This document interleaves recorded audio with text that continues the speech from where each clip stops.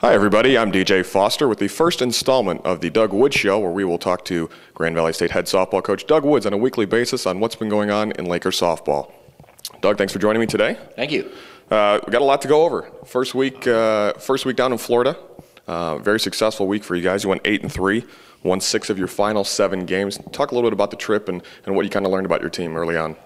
Yeah, well, I was a little concerned going in. The schedule we had in Florida was probably the most challenging we've had in years. 3 of the teams were rated in the top 25, and others had gotten in the regional play. So, you go in with a little, fear in your heart. But we performed very well down there. Our hitting was probably our best attribute, and then we fielded pretty well. Pitching at times was good, at times was just okay, and that's where we hope to improve.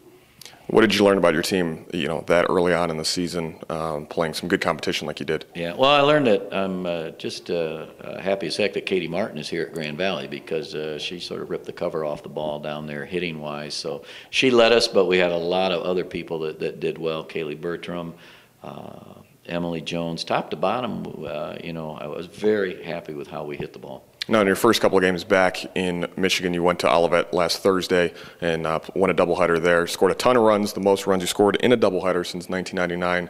You brought the bats out for that game. Yeah, we did, and the weather helped us. The wind was blowing out a little bit, so it always helps when that happens. But we hit some very good home runs there. There's a building about 30 feet beyond the fence, and we banged a couple off of that, so they did real well there. And the good thing, too, in that game, you win the game. Sometimes you have a letdown in the second game, and that just didn't happen. They came out and stung the ball well and fielded well, too.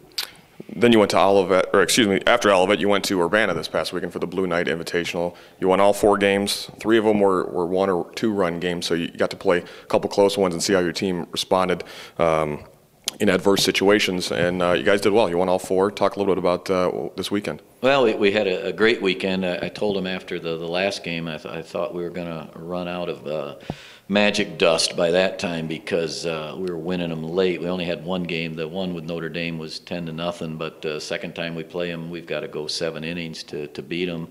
Another game, I'm pretty sure it was the Urbana game. We're down 5-0, and we come back and ended up beating them 7-5 on a walk-off home run in the 8th inning on tiebreaker. So one of the things was, you hate to say it's good, we got behind, all right? You never want to say that's good, and I sure as heck didn't think of it at that time, but we were able to come back, know that you can hang with a team, get the pitching shored up a little bit, hang with a team, and then score some runs late. So that was very good to see.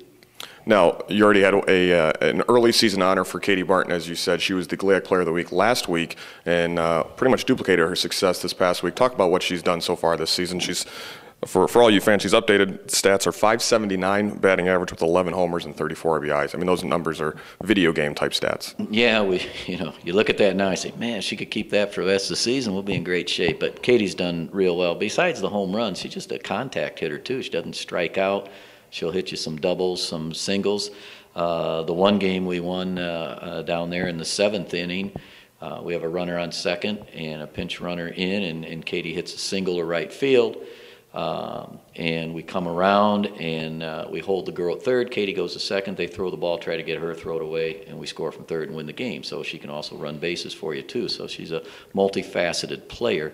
But we have a great surrounding cast with her on our team, a lot of players that can do a lot of different things for us. Now, as is normally when you get back in March, the rain comes.